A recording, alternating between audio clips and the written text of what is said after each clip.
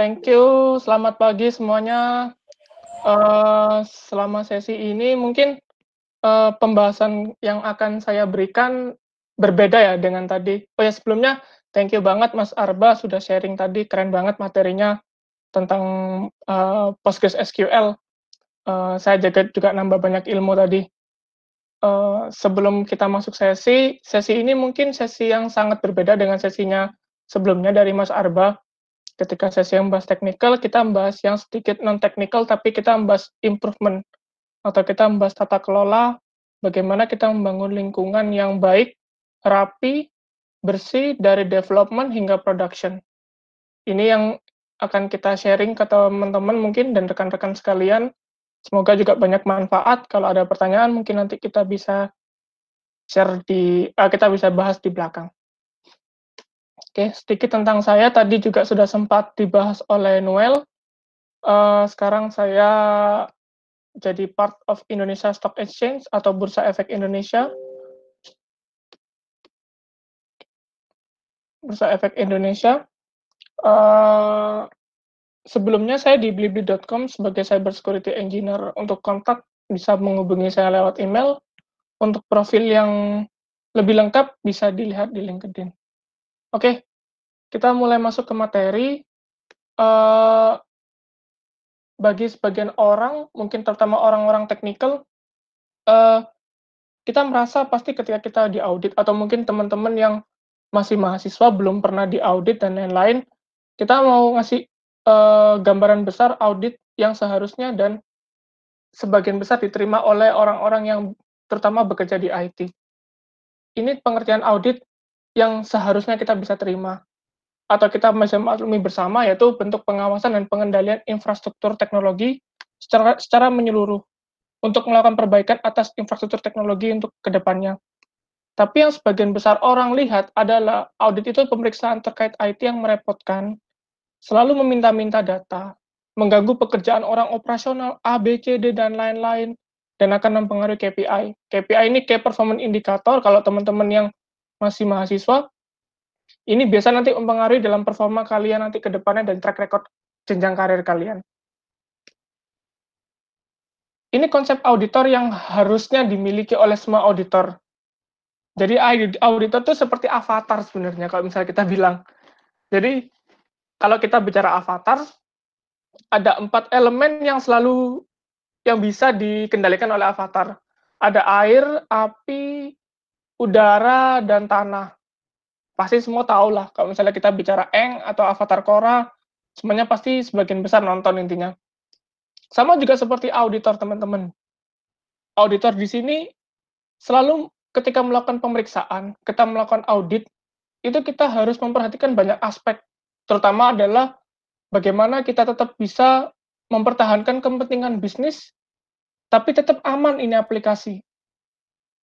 Ketika kita melihat peraturan yang kita terapkan, atau regulasi terkait, kita harus tetap bisa bagaimana inovasi dari industri, inovasi dari company, ini tetap berjalan lurus.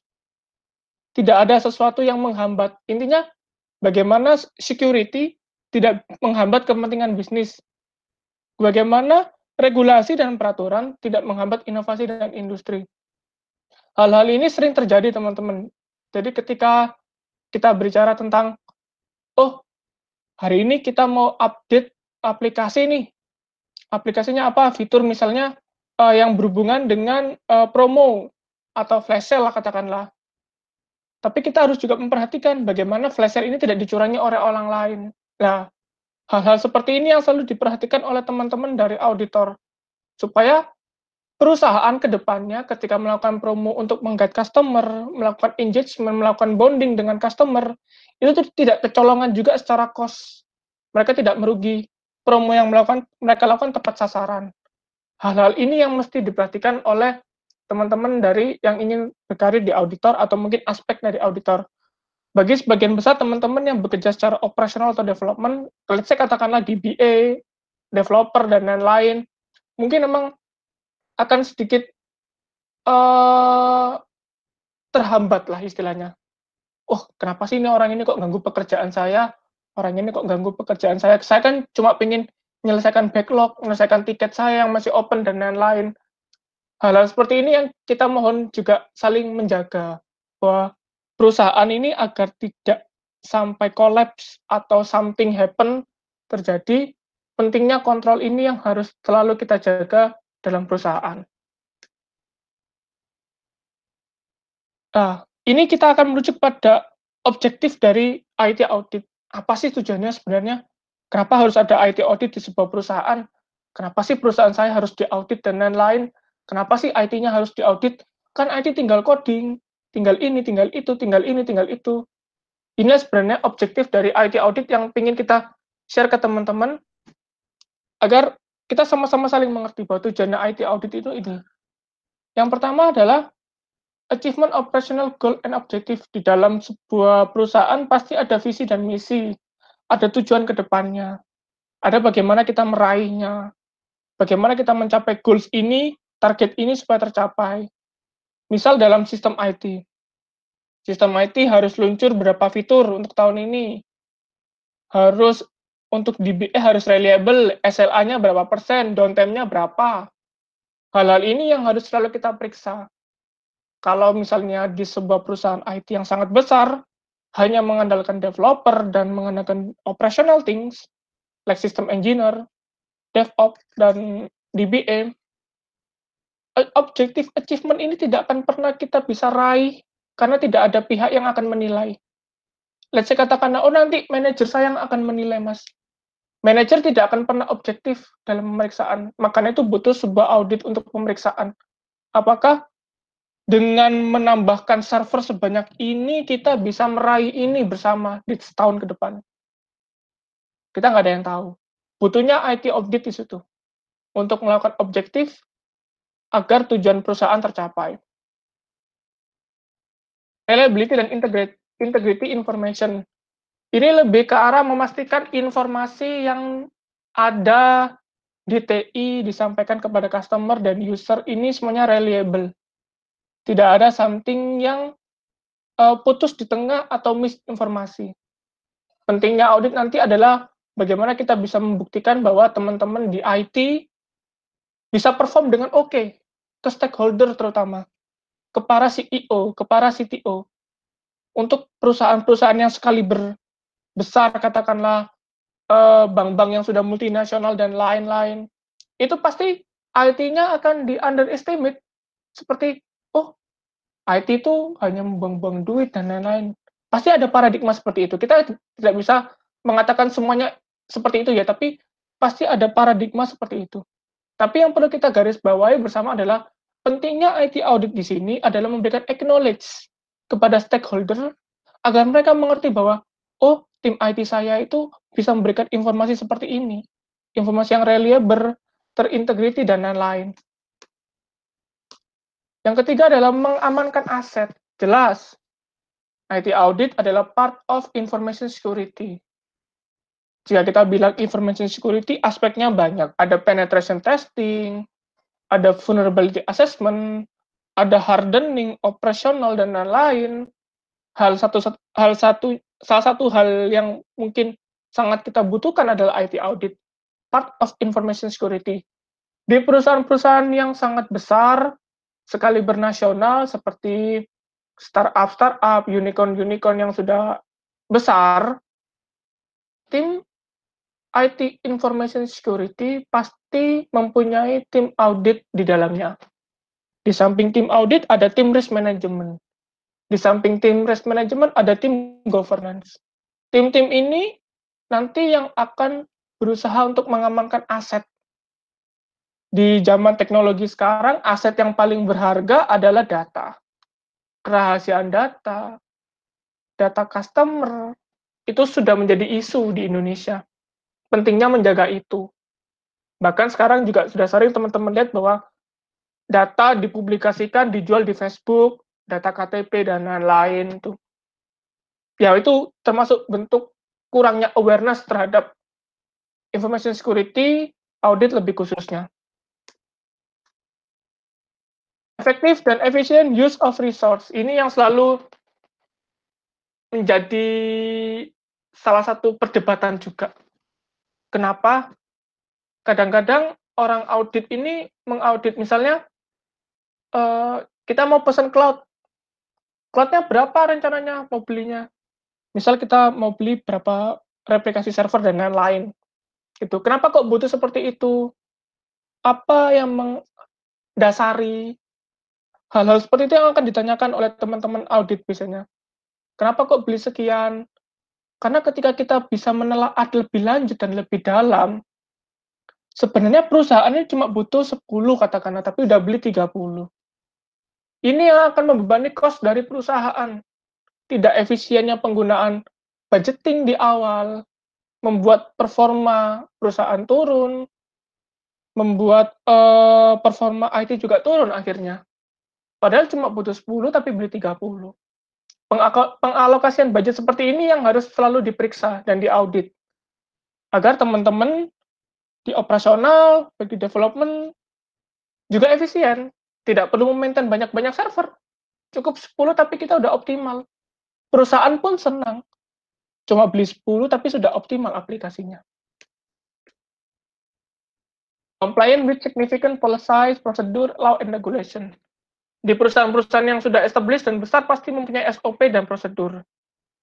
Di perusahaan-perusahaan yang seperti katakanlah fintech, e-commerce, itu pasti juga mempunyai policies atau bisa kita bilangnya best practice. Kalau keamanan data biasa pakai ISO 27001 atau kalau mungkin teman-teman yang masih belum mengerti, ISO 27001 itu tentang keamanan data. Best practice internasional. Ketika suatu lembaga sudah memiliki sertifikasi itu, kita sudah bisa menggarantai nih, oh perusahaan ini sudah ISO 27001, sudah oke nih keamanan datanya. Misal kalau kita bicara payment gateway, pakai credit card, pakai PCI DSS nih, PCI DSS gitu di sana. Teman-teman bisa lihat tuh nanti, oh ini e-commerce-nya sudah pakai PCI DSS nih, sudah oke dataku di sini, jadi aku bisa transaksi pakai credit card. Nah, hal-hal seperti ini yang dibutuhkan oleh IT audit untuk melakukan improvement di dalamnya. Apakah sistem IT yang sudah kita bangun bersama ini sudah comply nih dengan ISO 27001, sudah comply nih dengan PCI DSS. Hal-hal seperti itu yang harus diutamakan, karena itu nanti akan membangun apa? Trust dari para customer. Trust dari customer, oh perusahaan ini sudah comply nih, wah saya pakai itu aja. Oh perusahaan ini sudah diberikan izin nih sama regulatornya nih, wah saya pakai perusahaan ini aja. Persaingan banyak, terutama kalau zaman sekarang kan di fintech ya teman-teman ya. Bisa bicara di fintech yang misalnya terdaftar di OJK dan lain-lain. Nah, how to make sure customer bahwa oh perusahaan saya ini sudah terdaftar nih di OJK kalau fintech ya biasanya kayak gitu kan. Ini butuhnya IT audit untuk mengaudit lebih dahulu agar perusahaan itu bisa comply dengan peraturan yang ada. Itu untuk audit objektif.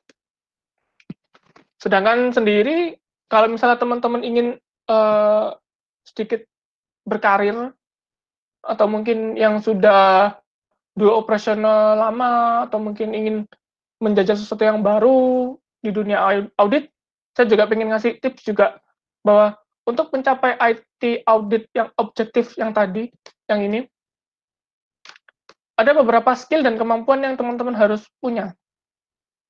Saya katakanlah tidak harus deep banget, tapi kalian bisa fokus di beberapa hal. Yang pertama tentang IT best practice, teman-teman rajin membaca intinya. Rajin membaca, let's say katakanlah NIST.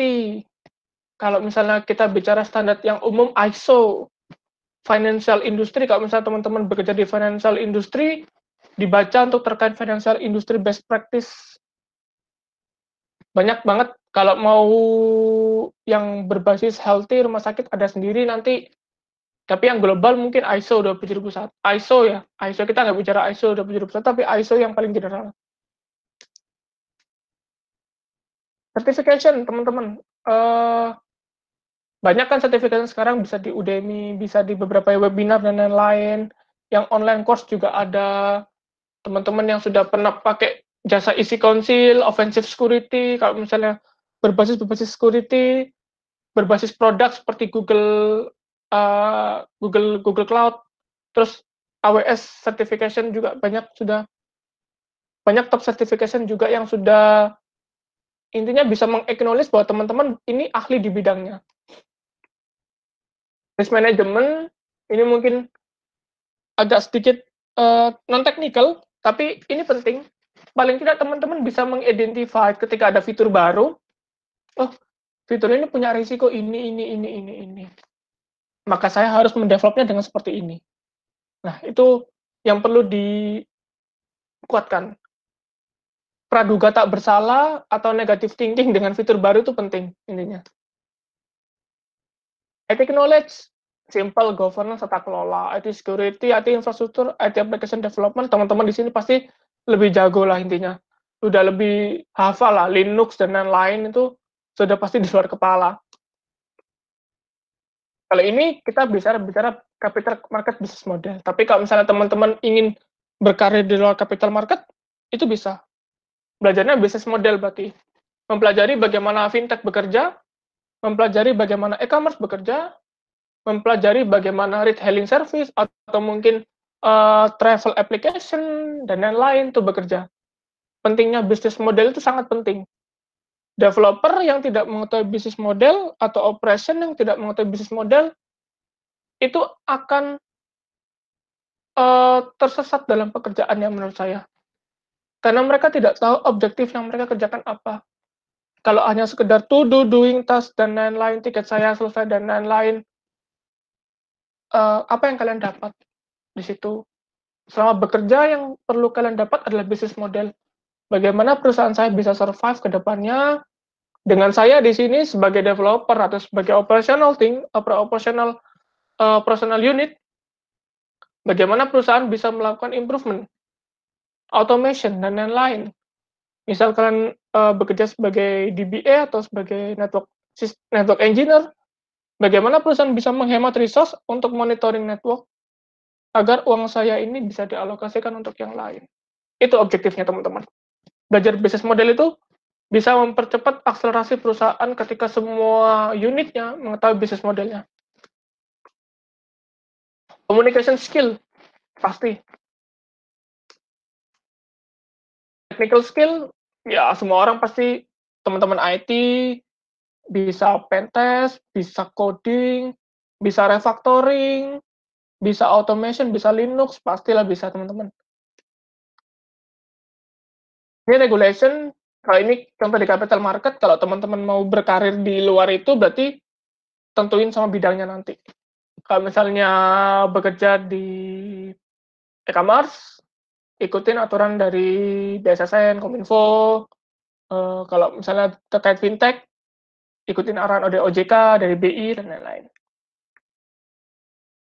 IT audit, ini kalau misalnya teman-teman mau bekerja di audit, nanti ada technical audit sendiri, bagaimana audit itu bekerja, baik secara IT dan financial. Tuh. Market issue, ini lebih ke arah, teman-teman kalau misalnya bekerja di satu perusahaan, pastikan teman-teman tetap baca juga. Berita itu penting. Misal sekarang lagi pandemi seperti ini, bagaimana perusahaan saya tetap bisa survive di tengah pandemi ini? How to survive? Kalian pentingnya memahami bisnis model yang tadi, yang sudah saya utarakan di awal, dengan market issue itu sangat penting. Karena ini akan saling berkesinambungan, teman-teman. Kalian bisa memberikan suggestion, masukan yang sangat bagus ketika perusahaan kalian sedang bertahan di tengah pandemi ini, itu ketika teman-teman tahu bisnis model perusahaan. Bisnis perusahaan saya seperti ini. Ketika market issue sedang seperti ini, saya harus memberikan rekomendasi seperti ini kepada perusahaan. Hal-hal seperti ini yang juga tetap harus kita acknowledge bersama bahwa pentingnya membangun bonding, itu juga salah satu hal yang wajib kita berikan kepada perusahaan. Termasuk bentuk loyalitas lah itu intinya. Oke, sebelum masuk di konten yang sangat berat, slide saya ini sedikit sebenarnya. Saya lebih ingin sharing dengan teman-teman. Saya juga lebih ingin banyak menggali informasi, menggali pengetahuan baru kepada ke teman-teman juga, dari teman-teman juga, saya juga ingin mengenalkan dulu ini, tentang capital market. Kalau teman-teman sedikit banyak tahu tentang perdagangan saham atau mungkin di sini juga ada yang investasi ya teman-teman ya. Kita akan sedikit mengenalkan tentang capital market. Capital market ini banyak elemennya. Elemen yang kita mau berikan introduction terlebih dahulu, karena ini terkait perdagangan saham adalah yang pertama investor. Kita ibarat bicara ini adalah sebuah pasar. Pasar yang sangat banyak. Banyak tenan-tenan di dalamnya, banyak pedagang juga. Orang yang beli atau pembeli itu adalah investor. Kita ibaratkan seperti itu. Ini adalah investor, dia investor, ini investor, ini investor, ini investor. Ada investor yang lokal, ada investor yang datang dari luar negeri, dan lain-lain. Lalu untuk penjualnya adalah sekuritas, atau kita bisa bicara broker, teman-teman. Broker adalah perantara yang memperdagangkan saham. Itu. Lalu pemilik pasar atau yang mengatur pasar itu adalah regulator atau di Indonesia disebut Indonesia Stock Exchange. Gitu. Yang dijual di sini adalah saham-sahamnya atau biasa kita sebut emiten. Tuh. Banyak produk sebenarnya di pasar modal gitu. Nggak cuma saham, ada ETF, ada kalau misalnya teman-teman main sama ya bentuk turunan yang lain juga banyak intinya gitu. Sama seperti pada umumnya perdagangan pada umumnya, bahwa setiap investor yang membeli barang di pedagang atau setiap pembeli yang membeli barang di suatu toko harus mengikuti term of condition and condition-nya dari masing-masing pedagang.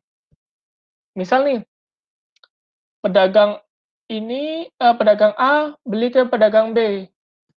Pedagang B punya aturan, barang yang dibeli tidak boleh dikembalikan lagi, Pak. Itu. Bapak kalau misalnya beli di sini, udah terima nota, kalau barangnya nggak sesuai, nggak boleh dikembaliin ya, Pak. Oke, Pak, gitu. Sama juga, setiap sekuritas mempunyai peraturan-peraturan tersendiri kepada masing-masing investornya. Sesuai dengan kebutuhan mereka, sesuai dengan kemampuan dari aplikasi, kebutuhan dari user, research mereka terhadap user experience-nya. Masing-masing sekuritas punya style-nya sendiri-sendiri. Di sini, sebagai regulator, Indonesia Stock Exchange hanya mengatur hal-hal umum. Semisal, pasarnya dibuka jam 7, Pak. Tutupnya jam 10 malam. Sepakat ya? Sepakat. Berarti semua sekuritas harus mengikuti aturan itu. Aturan-aturan umum, seperti misalkan kita bicara pasar ya, Bapak luasnya segini ya, nggak boleh ngelebihi yang lain, gitu. Bapak cuma bisa jual ini aja, gitu. Nah, hal-hal seperti itu yang diatur oleh regulator. Tuh. Untuk sekuritas sendiri hanya mengatur hal-hal yang berhubungan dengan investor. Tuh. Sekarang kita bicara DevSecOps, teman-teman. Oke, bagi perusahaan yang sudah banyak experience-nya lah, experience di atas 10 tahun, atau kurang lebih 10 tahun, pasti teman-teman di sini juga sudah familiar lah dengan istilah DevOps lah, kita bilang DevOps gitu. Sekarang pun juga banyak sebenarnya DevOps Engineer gitu. Wah, ini keren banget nih DevOps Engineer gitu. Saya juga sebenarnya masih menelaah istilah DevOps Engineer itu. DevOps ini sebenarnya sebuah istilah untuk framework atau sebuah istilah untuk title. Nah, itu nanti ada pembahasannya sendiri di luar topik ini. Tapi yang saya mau garis bawahi di sini ada sumbernya juga, teman-teman. Jadi, DevOps sendiri itu adalah konsep di mana development hal yang berhubungan dengan create, plan, adapt, pre-production, dan verify.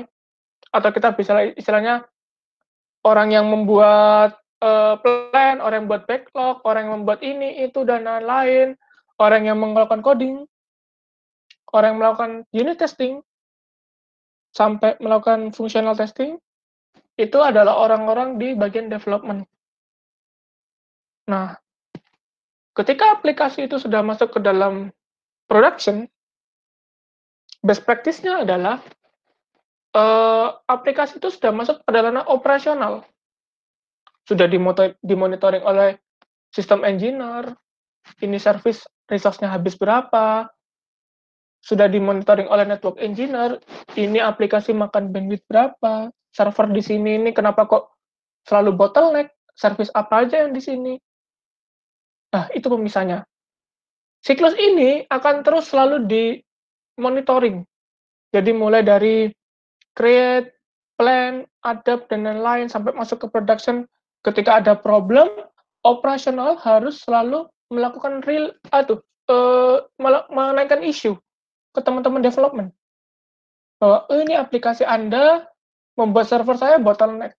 Bagaimana Anda bisa mengoptimalkan hal ini? Itu DevOps. Siklusnya seperti itu dan akan terus seperti itu. Ketika kita bicara dengan DevSecOps, nah, DevSecOps ini yang trennya yang mungkin kalau saya pribadi, saya mengenal DevSecOps ini 2 tahunan ini. Ketika saya mulai bekerja di e-commerce, itu DevSecOps selalu jadi isu dan diimplementasikan di mana-mana gitu. Di teman-teman saya yang bekerja di sekaliber startup, unicorn, dan lain-lain, istilah DevSecOps selalu menjadi hal yang, wah, DevSecOps. Ada komunitasnya juga di Indonesia gitu. DevSecOps sendiri sama garis besarnya dengan DevOps. Tapi di sini penambahan unsur security itu menjadi hal yang wajib diprioritaskan. Jadi security nanti akan menemani sepanjang proses development hingga operasional. Gimana caranya security bisa menemani proses development? Kalau kita bicara development, ada namanya, kalau teman-teman pernah pakai Arachne, nah, itu adalah testing code.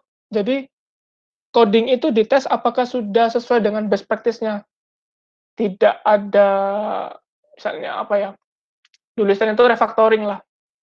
Kalau kita bicara refactoring, perbaikan code, biar code itu nggak ada code smell-nya intinya. Kalau kita bicara security di operation, nah, setelah masuk production, biasanya akan ada penetration testing. Oh, ini harus dites, ini harus dites, ini harus dites, dan lain-lain. Nah, selain hal-hal yang berbau teknikal seperti tadi, security itu juga harus diterapkan pada hal-hal yang berbau regulasi dan peraturan. Misal kalian mendevelop aplikasi terkait payment gateway, atau kita bicara tentang pembayaran penggunaan kartu kredit. Nah, proses penggunaan kartu kredit ini tidak sembarangan, teman-teman. Kalau misalnya teman-teman tahu, sebagian besar perusahaan teknologi yang menggunakan pembayaran menggunakan kartu kredit pasti akan menerapkan konsep-konsep dalam PCI DSS atau regulation. Inilah pentingnya peranan tim security. Mereka juga ikut membuat rencananya. Enkripsi database-nya wajib kayak gini, transmisi protokolnya yang di-hashing itu wajib seperti ini. Di sinilah peran security dalam membuat product development juga akhirnya. Setelah masuk dalam production, maka ada penetration testing lagi nanti.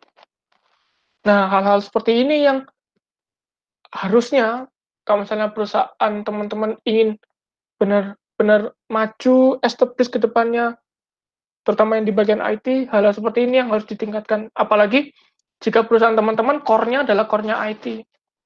Bahkan banking sekarang aja core-nya IT. Mana-mana. Sekarang kita bicara bagaimana proses DevSecOps ini berperan pada capital market. Di capital market sendiri ini saya kutip dari Deloitte, gambarnya bagus banget. Jujur, ini sudah representatif banget dengan kondisi yang akan saya ceritakan. di proses bisnis DevSecOps di capital market, ada namanya people, proses, teknologi, dan governance. People sendiri adalah orang-orang yang terlibat. Tadi yang sudah kita bahas tadi, people, IDX, orang-orang yang terlibat dalamnya. Proses, pasti teman-teman tahu apa yang proses di dalamnya capital market, yaitu proses perdagangan saham, sebagian besar saham. Teknologi ini beda-beda, tergantung dari testingnya dan lain-lain, tergantung dari kapasitas, kemampuan dari perusahaannya juga. Proses juga termasuk proses development, Proses di sini juga termasuk proses dari proses development, proses pengembangan aplikasi. Di sini, people yang terlibat adalah orang-orang yang terlibat. Ada orang-orang dari sekuritasnya, ada orang-orang dari investor, ada orang-orang yang melakukan riset terhadap kebutuhan investor dan lain-lain, ada regulator dengan peraturannya, tuh. Ada governance. Governance ini adalah banyak, bisa kita bicara automation-nya, SOP di perusahaannya, peraturan yang kita punya di capital market. Nah, yang biru-biru ini adalah konten-konten yang kita amankan. Kita bilang ini adalah, kalau di set DevSecOps, ini adalah sec-nya. Security-nya di sini. Secure-nya di sini. Peran kita sebagai audit adalah memberikan awareness, memberikan sosialisasi. Bagaimana yang biru-biru ini, teman-teman, itu bisa sampai kepada orang-orang yang seharusnya mengimplementasikan. Oh, kamu ini harusnya seperti ini, mengimplementasikan continuous logging monitoring dan lain-lain. Tidak hanya memberikan awareness, kita juga bisa melakukan pemeriksaan. Atau kita bisa bicaranya audit lah. Itu. Kita bicara audit. Kita bicara audit kepada orang-orang yang terlibat di dalamnya, kita memberikan improvement untuk para auditinya, atau audit itu istilah untuk orang yang diaudit. Kita memberikan improvement bahwa perusahaan Bapak ini sudah sangat bagus IT-nya, namun kita sangat menghargai lagi ke depannya jika Bapak mengimplementasikan ini, misalnya continuous logging monitoring dan lain-lain, pentingnya logging, pentingnya kenapa logging itu harus diterapkan, dan lain-lain. Kita juga memberikan awareness tentang itu. Kita make sure bahwa yang biru-biru ini, yang kita representasikan dalam sebuah peraturan, yang kita terbitkan dalam peraturan, itu diimplementasikan oleh auditi yang seharusnya mengimplementasikan. Agar satu siklus DevSecOps dalam capital market ini berjalan dengan semestinya. Bagaimana perlindungan data investor itu bisa dijamin, bagaimana kereliability sistem ketika perdagangan saham itu dimulai tetap tidak ada downtime. Itulah pentingnya kita di situ. Audit memberikan awareness, memberikan sosialisasi, memberikan improvement kepada auditinya, agar peraturan-peraturan yang sudah kita kembangkan ini bisa terus terimplementasikan. Tidak hanya itu, kita juga sangat care ketika teman-teman dari audit itu memberikan masukan. Ketika pasar meminta, oh ini misalnya tidak cocok ini dengan kondisi pasar, peraturannya harus kita improvement lagi ke depannya. Kita juga sangat menerima itu. Kita selalu mencatat, kita selalu melakukan update terhadap peraturan juga. Hal-hal seperti itu yang akan nanti didiskusikan oleh internal dari regulatornya. Itu. Maka dari itu fungsi audit di sini dalam siklus DevSecOps adalah memberikan awareness, melakukan check and balance, memberikan sosialisasi, memberikan improvement kepada auditinya agar semua siklus terkait tata kelola, governance, security itu bisa terimplement dengan baik. Sekian mungkin dari saya. Slide saya sedikit, jadi nggak bisa banyak-banyak cerita. Mungkin saya kembalikan ke Noel. Terima kasih Mas Fajar untuk sharing-sharingnya. Mungkin dari teman-teman mungkin ada yang ingin ditanyakan terkait DevSecOps. Kalau bagi saya sendiri sih ini ilmu yang sangat baru. Karena saya tanya cuma Dev sama Ops doang. Mungkin dari teman-teman silakan. Saya buka untuk sesi pertanyaan. Halo. Halo, iya Mas, silakan. Perkenalkan saya Sulkan.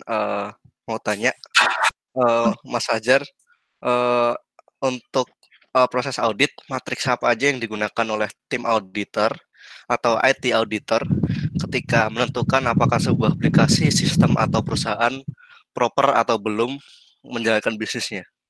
Terima kasih.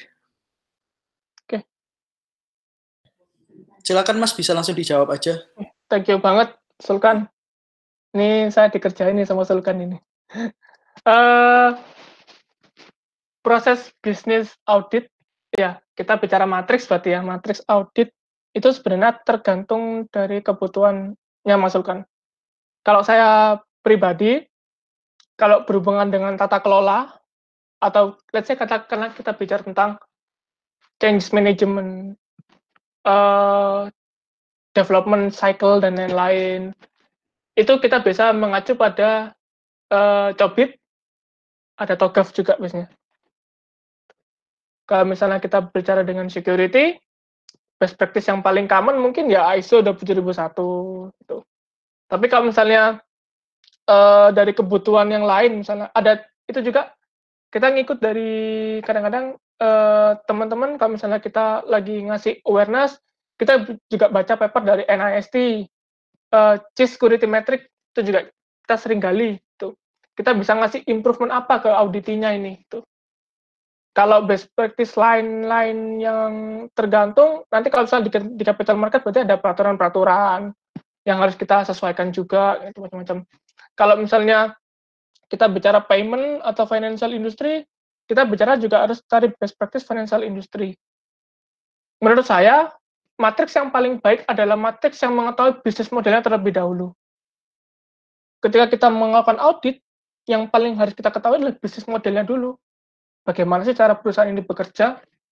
Bagaimana sih cara perusahaan ini mendapatkan keuntungan? Bagaimana sih perusahaan ini bisa survive gitu dan lain-lain? Apa yang dia jual belikan, apa yang dia inginkan, apa yang dia ingin dapatkan dari customer, bagaimana dia mengengage customer, bagaimana dia menarik customer. Hal seperti itu yang selalu kita gali terlebih dahulu. Tidak membangun asas praduga bersalah ya, tapi kita membangun sisi positif dulu. Bahwa audit ini bisa sukses, bisa establish, karena mereka memang bisa mengetahui proses bisnis modelnya. Nah, sebelum kita masuk ke dalam audit ke perusahaan tersebut, alangkah baiknya kita juga mengetahui bisnis modelnya dia seperti apa dulu. Tuh. Kalau dari saya seperti itu Mas Elkan, ngikut dari bisnisnya. Kalau misalnya bisnisnya tergantung dengan payment gateway dan lain-lain, berarti dia harus ngikutin standarnya juga. Kalau misalnya dia ngikut di standar fintech, berarti dia harus ngikut peraturan yang dikeluarkan diterbitkan oleh BI, OJK, dan lain-lain. Gitu. Ngikut dari bisnis modelnya. Dan rencana 1 tahun ke depan, tim IT security-nya mau fokus di apa dulu. Oke, thank you. Cukup Mas Sulkan? Cukup Mas. Terima kasih. Oke, terima kasih Mas Sulkan untuk pertanyaannya. Oke Mas Putra, kita lanjut ke pertanyaan selanjutnya ya. Ini ada pertanyaan dari Mas Muhammad Faisal Rahman. Dalam ISO 27001 Klaus 5 diperlukan adanya peran manajemen dalam melakukan dan menerapkan sistem keamanan informasi. Namun terkadang di lapangan ada lag information antara implement user di operasional dengan rekan-rekan internal auditor atau bahkan eksternal auditor. Gimana cara mengatasi hal ini agar bisa berjalan baik demi mendukung perusahaan tersebut, Mas? Oke, thank you banget, pertanyaannya bagus banget ya. Ini memang selalu jadi kendala ketika kita melakukan audit, lack of knowledge dari beberapa elemen di perusahaan. Cara yang paling sederhana dan paling simple adalah komitmen, teman-teman. Ketika teman-teman as a auditor dari luar, atau saya katakanlah teman-teman adalah auditor untuk sertifikasi ISO 27001, biasanya di audit itu ada opening meeting, ada closing meeting, ada progress. Make sure bahwa teman-teman di opening meeting itu punya komitmen dari top level management. Caranya bagaimana? Undang mereka datang di opening meeting, mereka tahu objektifnya auditnya apa, sampaikan visi misi auditnya ke depannya apa, sampaikan rencana ke depannya, audit ini sampai kapan rencananya, mereka bakal acknowledge. Biasanya nanti akan ada tanda tangan yang akan bisa menjadi pegangan dari auditornya, atau mungkin persetujuan. Ini kalau teman-teman case-nya adalah orang yang akan mengaudit untuk ISO 27001 atau ISO berapalah, atau PCI DSS gitu. Itu manajemen wajib tahu, teman-teman. Caranya yang paling gampang adalah hadirkan para orang-orang yang akan jadi auditi, let's say katakanlah IT operasional, tim internal auditor, hadir semua, duduk, ada direktur yang menyaksikan. Dan direktur di situ juga akan harus berstatement bahwa kita berkomitmen bahwa dengan audit ini kita akan mendukung penuh apapun yang diberikan, apapun yang dibutuhkan oleh auditornya. Nah, sebenarnya hal yang paling penting adalah komitmen dari para stakeholder, CEO, CTO, CFO, dan lain-lain. C-level lah intinya. Itu yang harus didapatkan dulu oleh auditor. Ketika komitmen itu sudah ada di tangan, yakin pasti auditinya juga akan ikut bekerja sama dengan baik. Tuh. Yang pertama yaitu dapatkan komitmen dulu. Ikutkan mereka dalam semua proses. Yang paling penting prosesnya adalah proses di awal dan di akhir. Opening dan closing. Mereka wajib tahu objektifnya, mereka wajib tahu hasilnya. Itu. Karena nggak mungkin kan C-level itu harus ikut dalam sepanjang audit gitu. Mereka nemenin auditornya sampai, ngapain mas gitu, ngaudit-ngaudit gitu. Ngapain mas gini. Nah gitu kan. Intinya, kita berikan mereka objektif, tujuan auditnya, mereka minta berkomitmen. Lalu yang terakhir, di proses yang akhir, di final, itu mereka wajib tahu eksekutif summary-nya apa. Perusahaan kalian sudah comply. Itu tadi. Mas siapa tadi ya? Mas Faisal. Ya. Dari Mas Faisal, apakah cukup? Monggo Mas, kalau semisal memang ada feedback ataupun pertanyaan. Bagaimana Mas Faisal? Oke, untuk Mas Faisal mungkin bisa dicukupkan. Ini ada pertanyaan baru nih Mas Putra dari Mas Albert Jonathan. Apakah IT audit juga mengaudit model machine learning? Jika iya, apa aja yang dilihat? Sama jika ada data berada di luar Indonesia, bagaimana mengikuti compliance-nya, Mas? Oke, thank you banget dari Mas Albert.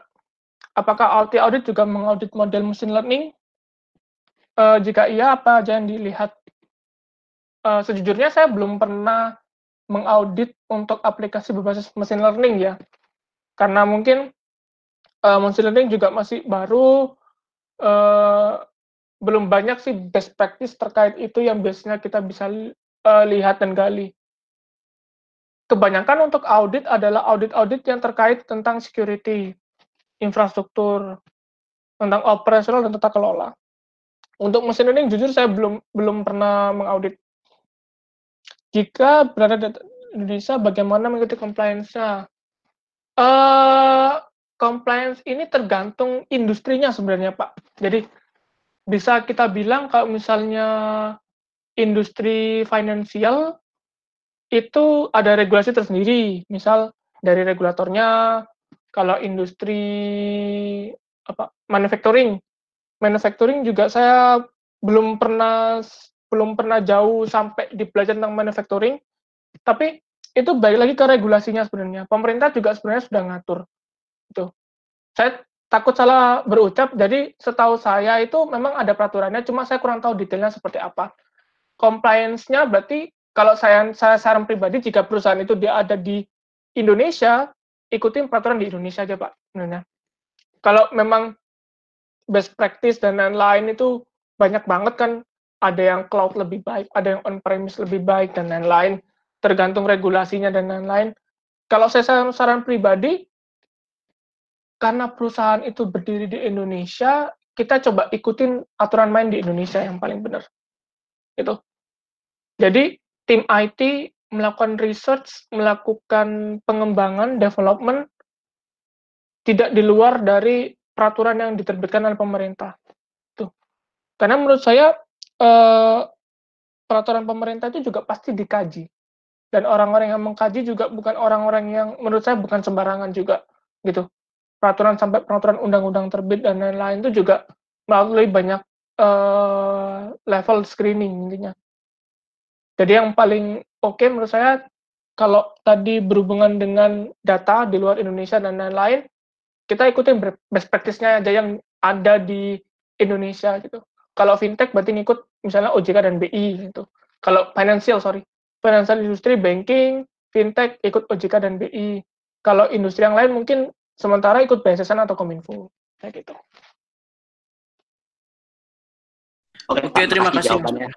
Oke, terima kasih Mas Albert, terima kasih Mas Putra. Ada pertanyaan baru nih Mas dari ini di aliasing namanya, Pokmaster. Dalam IT auditor ini dalam struktur organisasi, baiknya dia itu berdiri sendiri sebagai divisi IT security atau ikut dengan divisi internal auditor dan compliance, Mas. Pertanyaan yang bagus ini.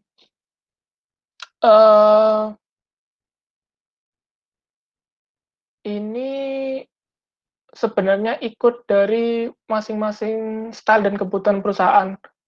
Di beberapa perusahaan yang jadi auditi saya, ada yang terpisah ikut divisi IT, ada yang gabung dengan tadi yang benar internal audit dan compliance itu. Sebenarnya ngikut dari seberapa efektifnya unit itu bekerja. Itu. Kalau di sini, kalau dia tim IT audit ini lebih banyak tektoknya, bekerjanya dengan unit IT, atau dia nanti relate dan bersinggungan dengan IT security, IT risk management, IT compliance, maka lebih baik dia digabungkan dengan IT. Namun, jika tim IT audit ini masih tektoknya dengan banyak hal, seperti compliance dan lain-lain, mungkin juga bisa diikutkan dengan compliance. Artinya, kita lihat dulu habit dari IT audit ini. Sebagian besar pekerjaan mereka relate dengan siapa? Dengan tim IT security kah, tim siapa, dan lain-lain, atau tim operasional, tim bisnis. Kita nggak ada yang tahu karena tergantung habit dari masing-masing perusahaannya. Best practice-nya adalah seperti itu, ngikutin dari habit dari IT auditornya di masing-masing perusahaan. Karena setiap bisnis proses perusahaan itu berbeda-beda, jika dia lebih banyak bersinggungan dengan IT, libatkan saja dengan IT. Namun jika dia general, libatkan dia dengan IT auditor dan compliance. So, mungkin itu jawaban saya ya. Terima kasih Mas Putra. Dari kakaknya Pokmaster ini apakah udah cukup atau kita bisa next dengan pertanyaan selanjutnya? Cukup Mas, terima kasih. Sama-sama. Oke Mas, lanjut lagi nih, banyak banget ya mungkin yang tertarik dengan topiknya Mas. Ini pertanyaannya dari Mas Faisal Rahman tadi, melanjutkan. Yang pertama itu ada 2 pertanyaan sih Mas, mungkin bisa dijawab satu persatu dulu. Yang pertama, untuk hasil dari sertifikasi keamanan informasi, perusahaan akan dicek comply dengan regulasi atau tidak. Nah, untuk itu apakah dari perusahaan perlu mengatur SOA atau tidak Mas? Statement of applicability. Okay, thank you. Itu yang pertanyaan yang pertama, Mas. Monggo bisa dijawab dulu sebelum saya lanjut ke pertanyaan yang kedua. Pertanyaan pertama bagus ya ini ya. Untuk hasil dari sertifikasi keamanan, perusahaan akan dicek comply dengan regulasi atau tidak. Nah, untuk itu apakah dari perusahaan perlu mengatur SOA? Sepertinya perlu ya. Selain SOA dan lain-lain, hal-hal terkait ya kelengkapan-kelengkapan yang lain. Kalau ini kan sertifikasi keamanan informasi, menurut saya juga tetap penting sih, tetap harus ngikut dari SOA-nya. Itu. Yang kedua tadi apa? GDPR ya? Yang kedua, ya, GDPR bisa menjadi matriks untuk melakukan IT audit di Indonesia atau tidak? GDPR, ini keren banget sih. Ini saya keinget beberapa tahun lalu atau 2 tahun yang lalu ya, saya lupa. Itu kan ada kasus tuh sempat data breach dan lain-lain banyak banget di Indonesia gitu. Apakah GDPR ini bisa kena dan lain-lain? Saya lupa regulasi GDPR itu seperti apa. Apakah perusahaan yang bisa diakses di Eropa atau perusahaan yang di mana ada orang Eropa itu terlibat di dalamnya. Jujur saya lupa ini ya. Tapi untuk apa ya? Untuk make sure aja sih sebenarnya GDPR tuh juga nggak nggak jelek buat diimplementasikan sebenarnya. Bagus banget. GDPR tuh bagus banget. Karena emang dia kebetulan bertempat regulasinya tuh hanya untuk di Europe. Nah ini ya, hanya untuk di Europe ini yang saya masih belum tahu. Apakah semisal nih perusahaan saya bisa dibuka di Europe gitu? Wah, berarti saya kena GDPR dong harusnya. Nah, atau di perusahaan Anda ada user yang orang Eropa. Sepertinya pertanyaan ini bagus banget. Bisa diimplementasikan sebenarnya Mas menurut saya. Karena meskipun di Indonesia terkait data privacy dan lain-lain, mungkin sekarang sudah mulai rise ya isunya ya. Orang-orang sudah mulai aware dan lain-lain gitu. Tapi alangkah bagusnya memang perusahaan lebih satu step ke depan untuk mengimplementasikan GDPR. Itu menurut saya bagus banget gitu. Karena kita nggak tahu, barangkali ke depannya perusahaan Anda ingin buka branch di Eropa dan lain-lain. Itu kan juga harus membutuhkan GDPR juga soalnya. Bisa kok Mas, benar bisa.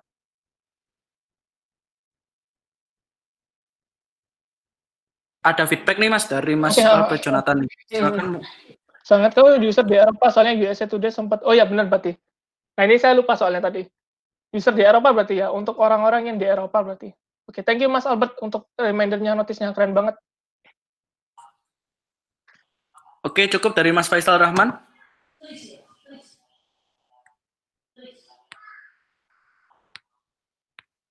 Oke, sepertinya cukup sih, bisa dicukupkan. Mungkin dari teman-teman ada pertanyaan lain terkait dari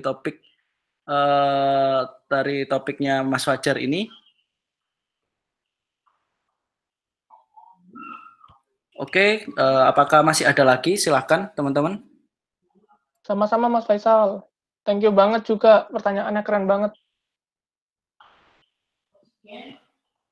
Oke, sepertinya udah nggak ada sih Mas dari teman-teman yang ingin bertanya terkait auditor is avatar, how audit can improve DevSecOps in capital market. Saya ucapkan terima kasih banyak Mas Fajar untuk waktu dan kesempatannya. Kami belajar banyak terkait auditor ini. Mungkin sebelum kita tutup sesi-nya Mas Fajar, mungkin ada closing words dari Mas Fajar. Saya persilakan. Keren banget sih event ini. Semoga event ini juga tetap bisa jadi ajang sharing juga. Saya tadi juga belajar banget dari teman-teman juga. Thank you banget pertanyaannya, thank you banget masukannya juga. Kindly teman-teman juga, ini saya juga sedikit promosi capital market, terutama dunia IT di capital market selalu berkembang juga teman-teman. Berkembangnya juga sangat cepat juga, agile juga. Kita juga sangat open kalau misalnya teman-teman ingin berkontribusi lebih di capital market, teman-teman juga bisa share juga pengalaman juga. Kalau barangkali teman-teman ingin share knowledge dan lain-lain, juga open banget. Nanti feel free call saya aja gitu. Kita nanti bisa ngobrol bareng lagi gitu. Oke, thank you banget.